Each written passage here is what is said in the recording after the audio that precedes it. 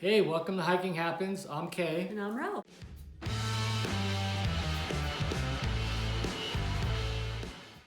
So last year, we put an extensive plan together to hike the Appalachian Trail through New Jersey.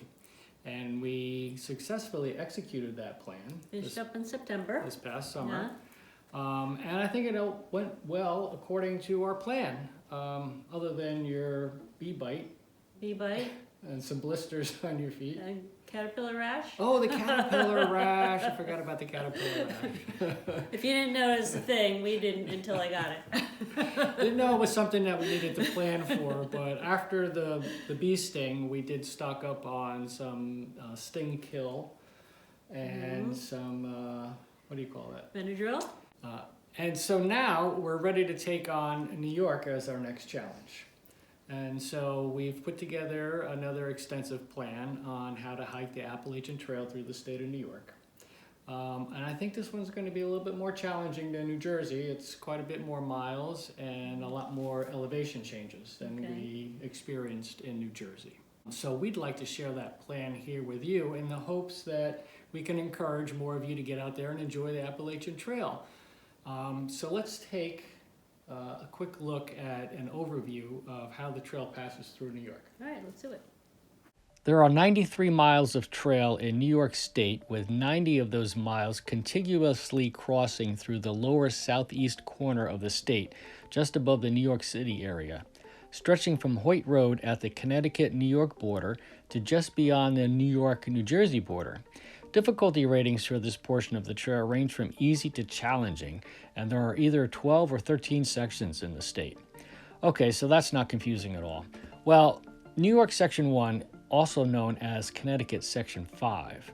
From what we can gather, that section was originally known as New York Section 1 and crosses the New York-Connecticut border several times. But after some trail reroutes many years ago, most of this section is in Connecticut and is now maintained by the Connecticut chapter of the Appalachian Mountain Club, and so it became Connecticut Section 5. This same section appears in both the New York Trail Guide as Section 1 and the Connecticut Trail Guide as Section 5. There's still about 3 miles of this section on the New York side, though. For the purpose of our New York section hikes, we're going to start with New York Section 2, as that section begins right at the Connecticut border and stays in New York the whole time. So we'll be hiking a total of 12 sections. Here's a look at where each of these sections begins and ends. Many of the sections are lower in mileage than we saw in New Jersey, so I think we'll be able to combine some sections into a single day hike. Just about all of the sections have road access at either end, but there's not always parking available, so we'll be taking that into consideration. We expect to complete New York as a series of 7 hikes. For the first hike, we'll just do Section 2. It's not too long or too short, should be just right as a warm-up to kick things off. Next, we'll combine Sections 3 and 4. Their combined distance is a solid day of hiking. The third hike presented some challenges in figuring out the best way to combine some sections. There's no parking between sections 5 and 6, so it makes sense to combine them as they are each relatively short in distance. Even combined, they're not too long, so we can include half of section 7 here, as there is good parking midway through that section. This also helps us plan out the next hike. For hike number 4, we'll pick up where we left off at the midpoint of section 7 and go all the way into the beginning of section 10. There's no parking between 7 and 8, so it makes sense to split 7 up since there is good midpoint parking there for ending that previous hike and beginning this one. There may be some parking areas between 8 and 9, but from what we've been able to find out, it's a bit sketchy. Again, it makes sense to combine the 2 sections to avoid any parking issues since their individual lengths are relatively short. Also, there's no parking at the immediate end of Section 9, but there is excellent parking only about a mile into Section 10. Hike number 5 will be the remainder of Section 10 for a full day of hiking. With Section 11 being so short at under 6 miles, we'll want to keep going, but the entirety of Section 12 is too much to include it for one day. Fortunately, there's decent parking about a third of the way into Section 12 that we can include here and get a full day hike out of it. In the final hike, we'll pick up with the remainder of 12 and all of Section 13. As we saw with our New Jersey hikes, the nearest road access to the New York-New Jersey border is at the bottom of the State Line Trail, which adds over a mile of extra hiking after reaching the end of the New York section. So we're looking at hiking 12 sections. It's going to be about 90 miles in the course of 7 hikes. I like the way you put that information together to make them day hikes and, possibly more convenient parking in the middle of Some of those section. Hikes, as we look at the details of each of those, we'll see that there's other ways to break those hikes up if we want to, because some of them can be a little long at 15 and close to 16 miles. It is a little long, yes. So we'll talk about that, and Okay. I'm also not entirely sure that we'll hike New York this coming spring. What? More on that as we look at the details. All right, fill me in. Let's look at the details of each of these hikes. Here's the first one. Our first hike will consist of just New York Section 2, which is 6.9 miles in length, beginning at Hoyt Road along the state line near Sherman, Connecticut, heading southbound to end at the intersection with New York 22 in Pauling, New York. With an overall elevation gain of 1,145 feet, it shouldn't be a particularly challenging hike. There's a small AT parking lot along Hoyt Road that can hold a handful of cars, and this is where the section begins. From the lot, proceed north along Hoyt Road for about 300 feet and turn left into the woods. Section 2 crosses the Hammersley Ridge as well as several high-elevation swamps, and the back half of the section passes through the Pauling Nature Preserve. The first stop along the way, at just over a mile in, will be the Wiley Shelter, which you can find right alongside the trail. This is the only place camping is allowed in this section. Now, believe it or not, this shelter has its own Facebook page. There's a privy here, and you can find water from a pump just a tenth of a mile north along the trail, but the water here requires purification. After a few miles of crossing some swampy areas, you'll reach the high point of this section at 1,053 feet along the Hammersley Ridge. The last mile and a half descends 600 feet from the ridge, and as you cross open fields near the end, look for a picturesque water tower to the west. Built around 1920 and restored in 1989, the tower is a popular landmark in the area. And before you know it, you've completed Section 2 after crossing New York 22 to the opposite shoulder. Yeah, this was a short one and nothing particularly exciting about it, but it should be a nice way to warm up for the longer hikes to come. Just north of the trail crossing is probably where you parked your car if you did your homework like we did. There are tons of spaces available on both sides of the highway here. Okay, so not a lot going on in that section, but I think it's a good way to dip our toes into Absolutely. New York. After kind of not doing anything for a few months. So. Yeah. And maybe get a feel for how the travel situation is going to be. Yeah. We live in New Jersey, as we've mentioned before, so this is going to be a lot more driving to get to the New York-Connecticut border, where we're going to start these things. So let's look at the second hike. So now that you're all warmed up, why not jump right into a 15-mile-ish hike? Because why not? Hold on to your hat because New York is about to get a whole lot more exciting. For this hike, you'll combine all of sections 3 and 4 together. Park your car along New York 22 in Pauling, New York, and walk south along the highway to where you ended Section 2. From here, you'll continue along the highway for a tenth of a mile and turn right onto a dirt road. Section 3 comes out swinging with 2 steep ascents. First, you'll climb up Corbin Hill, followed by an even steeper climb up West Mountain. You're rewarded with some great views, and the back half of this section will be mostly downhill. But let's not get ahead of ourselves. The first cool sight to see is right here at the beginning. Right after turning off New York 22 is Metro North Railroad's Appalachian Trail station. That's right, you can actually take a train to the Appalachian Trail. Okay, it's just a tiny little platform seemingly in the middle of nowhere, but hey, it's a cool little point of interest nonetheless. After climbing over Corbin Hill, you'll come to West Dover Road, where you should look for a huge white oak tree known as the Dover Oak. You probably can't miss it. Being more than 20 feet around the trunk, it's apparently a pretty famous little tree. It's supposed to be the largest oak tree along the AT, but I'm sure the Kiefer Oak in Virginia will beg to differ. Oh, and if you need to fill up on water, there's supposed to be a spigot in the driveway of a gray house on the south side of the road. After crossing through open fields, you'll begin a steep ascent up West Mountain. About halfway up, you'll want to keep an eye out for a short blue side trail on the left that leads to Telephone Pioneer Shelter, the only place camping is allowed in this section. It's probably a good idea to take advantage of the privy here, as the next one's about 8 miles away. There's a stream on the side trail here, but it's not always running, so you should have filled up back at the oak tree. Just after leaving the shelter, look for a blue side trail on the right that leads to Cat's Rock for some spectacular views over the farmlands below. And just beyond that, you'll be crossing over the section high point along West Mountain Summit. In another 2 miles, the trail begins to run alongside Nuclear Lake. It gets its name from a former nuclear test facility that operated here at one time, but don't let the name scare you. Supposedly it's safe and cleared for unrestricted use, but I'll pass on taking that dip just the same. Geez, I could have given it a friendlier name at least. Oh, and there's a nearby gun range that's always active, so don't panic when you hear the gunfire. About a mile and a half after leaving the lake area, the trail comes to New York 55 in the official end of Section 3. Congratulations on finishing another section, and if that's it for you today, you probably park your car in the lot on New York 55 just west of the trail crossing. It's a short walk along the shoulder, or you can backtrack on the AT to the Blue Connector Trail. If you're ambitious like us, you'll want to keep going onward to Section 4 now. Not to be outdone by that last section, Section 4 gets you climbing up Depot Hill right away. Be prepared to scramble up and down ravines and knolls along the ridge, taking in more great views along the way. At just about a mile in, you'll pass an interesting geologic formation known as balanced rock. Not sure what it looks like yet, but sounds like something you don't want to lean against. A little more than 2 miles later, the blue side trail on the left leads 75 feet to Morgan Stewart Memorial Shelter. Go ahead and use the privy here because there's still another 4 miles before finishing this hike. And again, this is the only place you can camp in this section.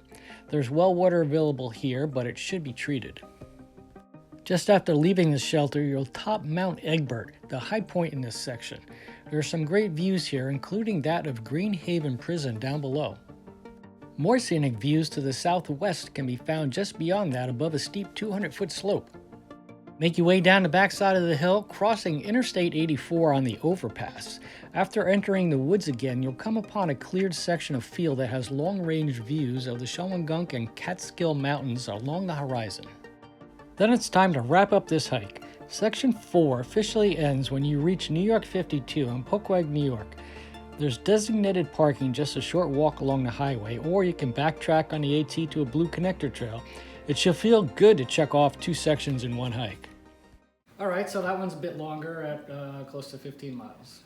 Also, I'm a little apprehensive because we've got a former nuclear test site, we've got a gun range, and a prison. Hey, we survived COVID. I think we can survive Okay. nuclear lake and a gun range. But this one, as I mentioned in the details there is parking between sections 3 and 4. So an option we could think about is if you don't want to do that whole 15 miles in one day. As you know, you've gotten some blisters on some of those longer hikes. If we stay overnight, we can do them back to back. They're short sections as individual sections. That's so a nice you can, option. You know, hike section 3 one day, spend the night close by, hike section 4 the next day, come home. Now let's take a look at the third hike because this one's getting to be pretty challenging. With over 3,000 feet of elevation gain and close to 16 miles, this third hike is going to test our limits. We'll combine all of sections 5 and 6 and half of section 7. Park your car at the AT lot on New York 52 in Poquag, New York, and walk south along the highway to where you ended section 4. You can also use the Blue Connector Trail from the lot, which puts you a little further north on the trail. To start section 5, cross New York 52 and continue south for 125 feet, then turn right into the woods. Section 5 quickly ascends Stormville Mountain, followed by another steep ascent to run the ridge of Hosner Mountain, and then drops down to the Taconic Parkway. It's the shortest individual section at under 5 miles, but packs a really big punch with some sweet views along the way. There are no shelters or water here, and no camping either. In the first mile or so, you'll be at the top of Stormville Mountain and treated to a really nice view over the Hudson River Valley. You'll quickly drop down the backside of the mountain and begin another climb up Hosner Mountain. Along the way are views of Fishkill Valley and the I-84 Taconic State Parkway interchange below. The high point of this section is just below the summit, where you can find panoramic views of the Hudson Highlands, Shawangunk, and Catskills. Just when you've started enjoying this section, it's over. The trail comes off the mountain and joins Miller Hill Road, where you'll make a right turn and find yourself at the bottom of the entrance ramp to Taconic State Parkway. Now, this is the official end of Section 5, but there are no parking options here, so best to keep going on to Section 6. If you did want to call it quits here, it's at least a good pickup location for an Uber. But the day is still young, so take another step and head into Section 6. This section passes over Shenandoah Mountain and through Clarence Fanstock Memorial State Park. There's one shelter here with privy and water available. There's also a campsite along the way. Continue along Miller Hill Road, passing under the parkway, turn left crossing the road, and drop down into the woods. The RPH shelter comes up quickly. Named for Ralph's Peak Hikers Club, this is a one-of-a-kind shelter that's nothing like what you've seen on the trail before. It's actually a tiny house with bunks, and we hear there's even a caretaker on duty in the evenings during the spring and summer months. Wow, you're going to want to check this one out for sure. A little over a mile past the shelter, watch for a blue side trail on the right that leads to the Shenandoah tenting area. Sounds like a great place to set up camp if you're backpacking it. That is, if you weren't already spoiled by a stay at that shelter. Should be a privy and water available here too. Beautiful views to the east await you at the high point of this section when you reach the open summit of Shenandoah Mountain. Beyond Shenandoah, the trail enters Clarence Fanstock Memorial State Park. At the southern end of the section is Cannabis Lake, and you'll get a fantastic view of it over a steep section of the trail. There's a blue Appalachian Way trail nearby that leads down to the beach. That side trail has an open field area along it where free camping is allowed. The trail runs all along the west side of the lake and crosses New York 301, where Section 6 officially ends. There's a huge parking lot just a short distance west down the road in case you want to call it quits here. There's also parking a mile east up the road at Pelton Pond, where you can find flush toilets. If you're following us, then you're not done for the day. We're going to start Section 7 here and take it halfway to Dennytown Road. This is because there's no parking at the end of Section 7, but there's great parking there in the middle, so it makes sense to include the first half here and save the rest for the next hike. The section starts out following an old mule-drawn railway built in 1862 to bring ore from Skunk Mine. The trail then dips down a ravine and climbs steeply up to the high point along a ridge between Skunk Mine Road and Dennytown Road. Cross a swamp and stream before reaching the section midpoint at Dennytown Road.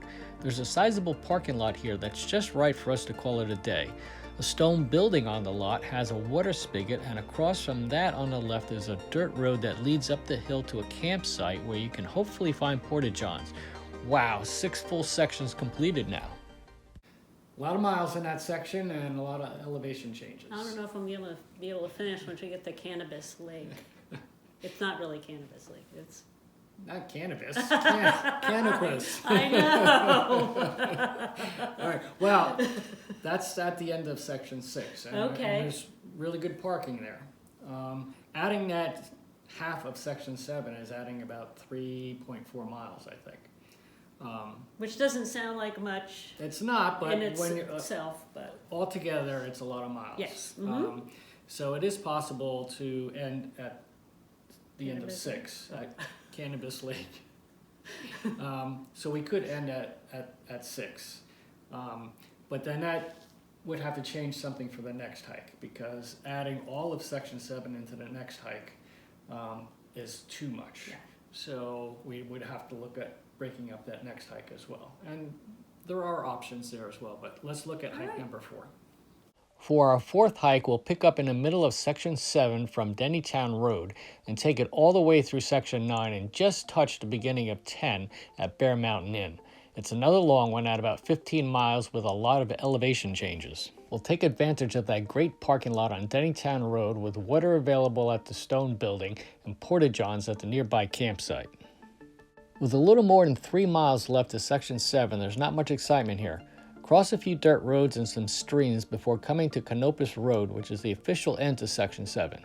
7 sections down now, but the lack of parking here means there's a full day ahead yet. Go ahead and cross Canopus Hill Road to re-enter the woods, kicking off Section 8. It's one of the shortest sections at only 5 miles long and not particularly challenging. Passing over Canopus Hill, Denning Hill, and Fort Hill, the trail ends at the intersection of US 9 and New York 403. There are no shelters and camping is not allowed on the trail. Panoramic views of the New York City skyline to the south can be had from an open ledge at 2.5 miles into the section. This view has the distinction of being the northernmost point on the AT to catch a glimpse of the city. Just beyond that, you'll cross the high point of the section at 900 feet on the shoulder of Denning Hill, where you can take a short side trail to the west for a view of the Hudson River. Although we read it may be blocked by trees now, so maybe it's not worth the effort. You'll see enough of that river by the end of the day.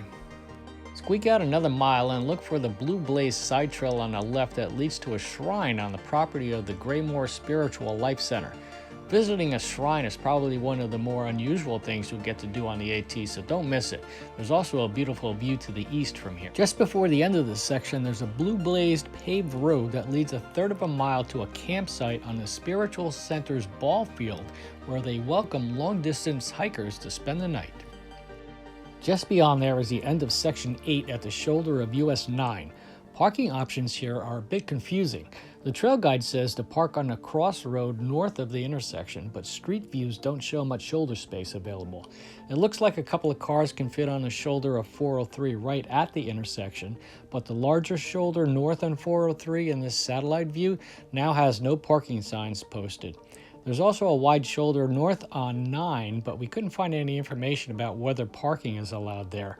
On a more positive note, there's a good bathroom facility at the Shell station, and there's a market next door to get snacks and grab some water. Section 9 is also rather short at 6 miles, so we'll tack it on here and keep going. Cross the intersection and enter a pasture field on puncheons, then follow some old carriage roads before traversing Canada Hill, the section high point. The section ends on the west side of the Hudson River after crossing Bear Mountain Bridge. There are no shelters here, but there is a designated campsite. A little more than 3.5 miles into this section, a blue side trail leads 100 feet east to Hemlock Springs campsite. There's a nearby spring, but some folks say it's a bit sketchy. Don't expect to find a privy here, so hopefully you made a stop at that Shell station. Following the campsite, you'll cross a brook and steeply ascend to a rocky dirt road that leads to the intersection with the Blue Blaze Camp Smith Trail. It leads 1/2 mile to the summit of Anthony's Nose. If you have the stamina to tack on an extra mile to the day, you'll be rewarded with one of the most spectacular views to be had in New York. We were here on a day hike before, and look at this view above the bridge and Bear Mountain beyond. It's just gorgeous. Make your way back to the AT and head steeply downhill to New York 9D, heading west to cross the Bear Mountain Bridge over the Hudson River. On the other side of the bridge, you'll turn left at the crosswalk near the toll gantry and finish Section 9. Hey, only 4 more sections to go, but they'll be some of the most challenging ones yet. Well, there's no parking here, but if you keep going another mile into Section 10, there's plenty of parking available at the Bear Mountain Inn. A fee is charged during the summer, but it's safe and has spaces aplenty. Just follow the trail on paved pathways through the Trailside Museum and Zoo. This is the only opportunity you'll have to stroll through a zoo along the AT, so be sure not to miss it. It's open year-round, but it does have daily operating hours, so check their website for details. We'll include a link in the video description below. Fun fact, it's the lowest point on the entire Appalachian Trail at 124 feet above sea level. If you happen to miss their operating hours and the gate is closed, you can take a designated blue bypass trail that goes around the zoo. After the zoo, the AT crosses under US 9W via a tunnel and then follows paved pathways towards Bear Mountain Inn. We'd suggest taking advantage of the bathrooms near the picnic area. We'll end the day near the playground at the southern end of Hessian Lake. Then follow the walkways over to the parking area, take your boots off, and give your aching feet a well-deserved rest. Look, you already shaved a mile off your next hike of Section 10. Well done. Okay, I corrected myself in that video. It's Canopus Lake, not Canopus. Or cannabis. Or cannabis. It's Canopus. That was hike number 4, right? I think? Yeah, let's check out hike number 5. For our next hike, we'll be taking on Section 10. The section officially begins at Bear Mountain Bridge, but since we already hiked the first mile last time, we can kick it off at the Bear Mountain Inn instead. It'll be 13.1 miles to the endpoint at Arden Valley Road near Tiarati Circle. And remember, there's excellent parking available at the inn and restrooms over by the picnic area. We'll pick things up where we left off last time, near the playground at the foot of Bear Mountain. Just as you're taking your first steps to head up the mountain, check out the Trails for People exhibit which lines the trail. It's an informational display of pictures showing the history of the AT and their different methods of construction used over the years. The section begins with a steep climb up Bear Mountain using hundreds of hand-forged granite stone steps. A multi-year project, it's a relatively recent addition that replaced heavily eroded areas of the trail. It's certainly a challenging climb, and although it's just steps, marvel in the amount of work that was put into creating it. After crossing Bear Mountain, the trail goes over West Mountain and enters Harriman State Park, where the first section of trail opened in 1923. There are 2 shelters in this section. At 3,500 feet of elevation gain, it's going to test your endurance, but there's so much to see here, and it will all be worth it. Before passing the high point of the section at Bear Mountain Summit, take a moment to catch your breath after that insane climb up, and then climb another 40 feet up Perkins Memorial Tower. Named after the first president of Palisades Park Interstate Commission, there are panoramic views to be had of several states and the Manhattan skyline. There's another chance to use the bathroom here too.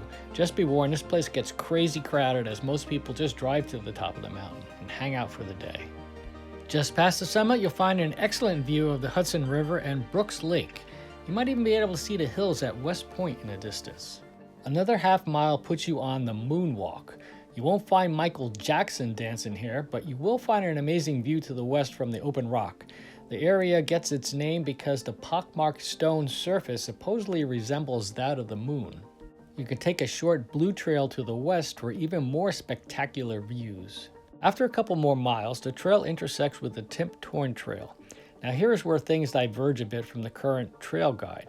The AT used to turn left here and follow the Timp Torn out towards West Mountain Shelter, then dropping down to cross the Palisades Interstate Parkway. However, as recently as this past spring of 2023, the highway crossing was deemed too dangerous, and the AT is now rerouted right onto the Timp Torn, taking you away from the shelter. The shelter is now so far away that it's not even worth the effort to go there. There's no privy there either, so why bother?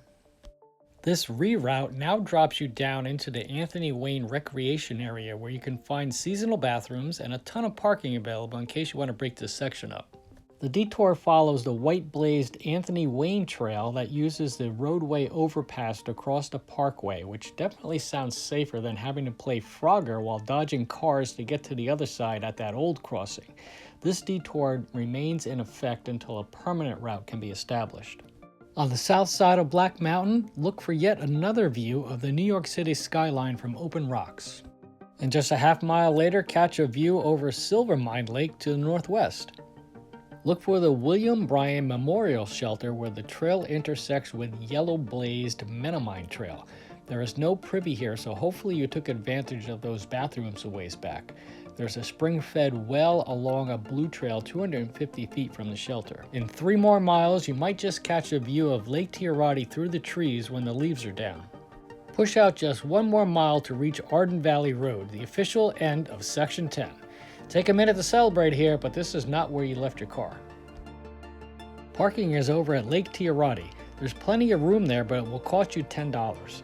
Cross the road and continue south on the AT, then turn left near a water tower onto a blue connector trail that will take you to your car. There are seasonal bathrooms available over by the beach.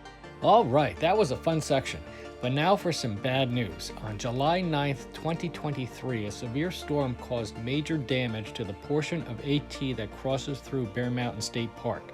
The New York-New Jersey Trail Conference has deemed this area to be impassable and has closed it to the public until repairs can be made. As of this video, December 2023, it is still closed. They have established a temporary bypass, shown here in yellow, that skirts Bear Mountain along a 2-mile stretch of Seven Lakes Drive. We'll include a link in the video description below to the New York Trail update page on the ATC website and recommend you check there before heading out on this hike. I mean, who wants to walk 2 miles on the road and miss all the fun on the mountain, right? Okay, so right there is a reason that I'm saying we might not hike New York in the spring of 2024. if they have not reopened the trail through Bear Mountain State Park. Okay, I mean, I think Bear Mountain is probably going to be the highlight of New York in general. Right. So as a backup plan, I'm going to put together hikes through Connecticut. So if we don't hike New York in the spring of 2024, we'll start with Connecticut.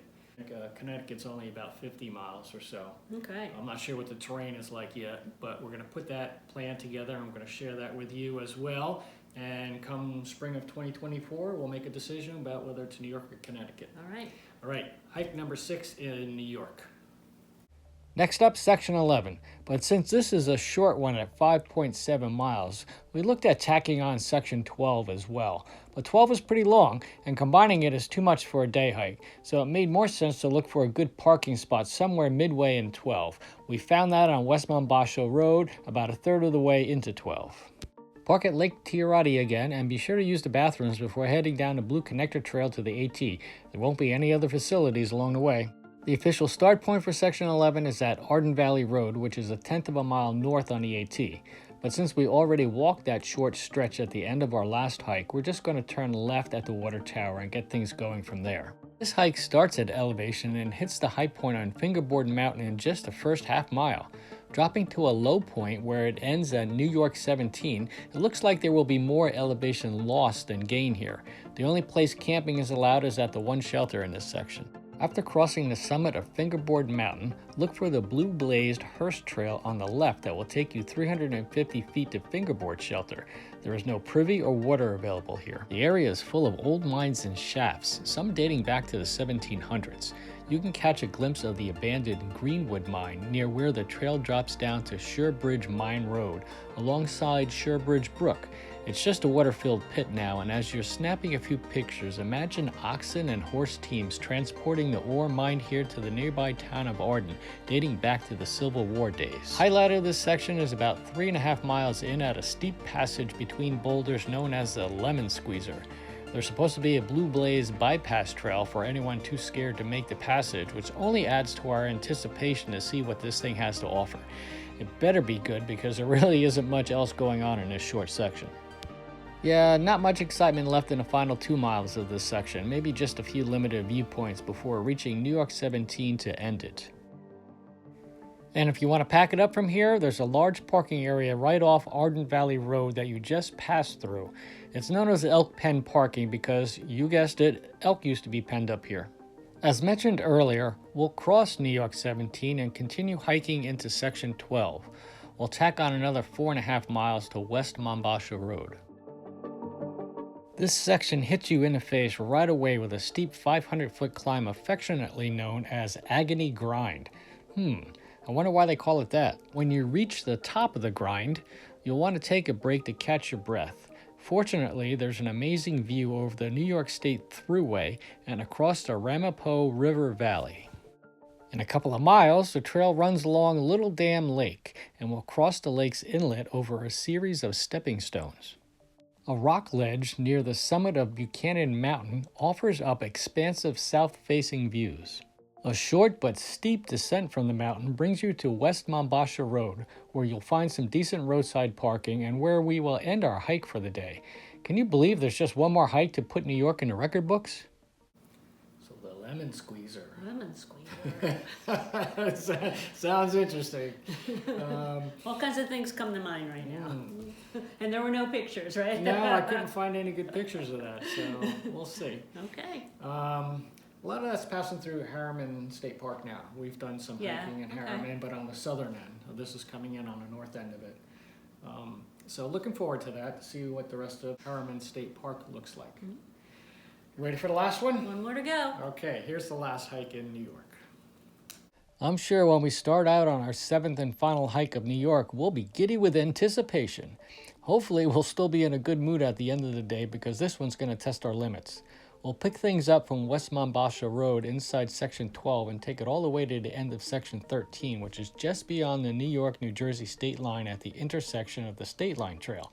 And we'll also have to tack on a steep mile or more descent after that to reach our cars. The first few miles will take you over Mombasa High Point and offers views to the south of Indian Kill Reservoir and Sterling Forest State Park. After passing an abandoned settlement, you'll come across Fitzgerald Falls, a 25-foot waterfall in a cleft between the rocks. The only shelter in this section, Wildcat Shelter, comes up a couple miles past the falls. Look for the Blue Blaze side trail on the right that leads 400 feet to the shelter. Fortunately, this one does have a privy, so you might want to take advantage of that, and you can also pull water from a nearby stream. Shortly after leaving the shelter, a short but very steep climb will put you onto Cat Rocks, where you can take in 360-degree views. As amazing as this sounds, it looks like it's just the beginning of a string of crazy views to come. New York will not be ending on a quiet note. Another half mile puts you at the top of the Eastern Pinnacles, an outcrop of pudding stone conglomerate rock offering more magnificent views to the south and the east. This is also the high point of Section 12. Looks like a great place for lunch, but if you're not hungry yet, there will be plenty more viewpoints to lunch from before the day is over. A light descent of a mile or so brings you to New York 17A, where you'll cross the road to a designated parking lot to officially end Section 12. There's room for several cars here if you're thinking of wrapping it up, and there's even a larger lot down the road that may have a hot dog truck vendor and a porta-john during the summer months. There are no other bathroom facilities after this, so it's worth a look to see if the porta-john is there.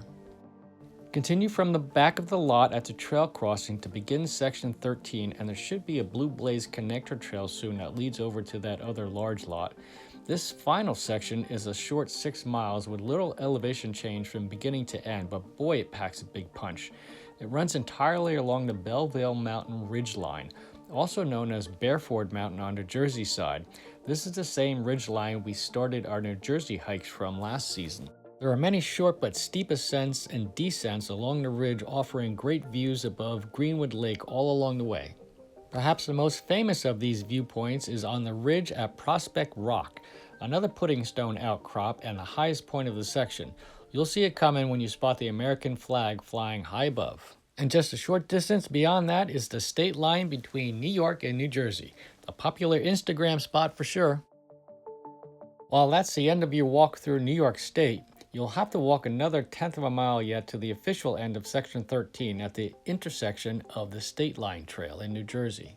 But we think a celebration at the actual state line is more appropriate though, and will make for a better photo shoot.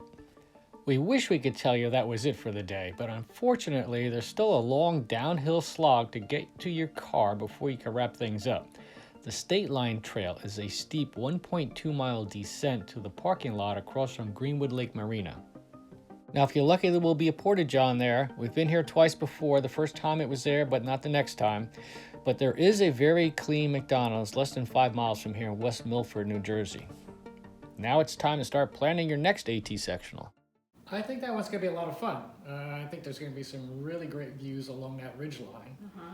We saw some of them already because Yes, we did. as you saw the picture from Prospect Rock, Yeah. that was us in the That was us picture. there. We were actually there on a day hike once before. There was some excellent views from there, and it sounds like there's more even further up on that ridge line. I think it's going to be a lot of fun right up until we hit that State Line Trail and we have that long downhill To the car. to the car. Because you want it to be over then, but it's not. It's not. And you got a really long downhill climb Yeah. before you can even get your car net home. But that's New York. Looking forward to it. Hopefully we get it in this spring. If not, Connecticut. If not, Connecticut. What do you think from what you saw there? I'm hoping there's some options that you said, staying overnight in cases that if it gets, some of them are a little long, over 15 miles. Yeah. And we got a lot of driving to do, so it makes Yes. sense to Yeah. maybe you're right. spend a night instead of driving Depends back on and how the forth. blisters are doing. Yep. That's really my only concern. And we're gonna how try. my feet are holding. We're gonna try and get Twitch and Fossil to join us again. Okay. And then we'll figure out whether it's a 2-car situation like we had in New Mhm. Jersey, or whether we all carpool in one. If we do something like that, then we might have to use one of those options we talked about before. The Where, Uber? yeah, you park at the end and you Uber up to the Mhm. start. Mm-hmm. So that's a possibility too. Hope you guys enjoyed this plan. Want to see you guys out there.